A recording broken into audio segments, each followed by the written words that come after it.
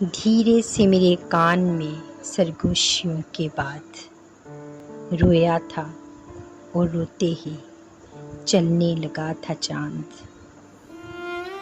لکھ کے دیا تھا پانیوں پہ پکے قلم کے ساتھ، بہنے لگے جو لفظ تو پگھلنے لگا تھا چاند۔ کاندھے سے میرے آ لگا صدیوں پرانا شخص، اس مہرباں کے طور پہ جلنے لگا تھا چاند۔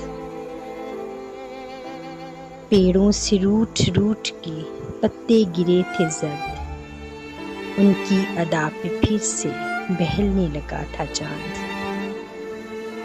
بارش نے ایک عرصے سے رستے بدل لیے، پیاسی زمین دیکھ کے سنبھلنے لگا تھا چاند۔ دھیرے سے میرے کان میں سرگوشیوں کے بعد رویا تھا اور روتے ہی چلنے لگا تھا چاند۔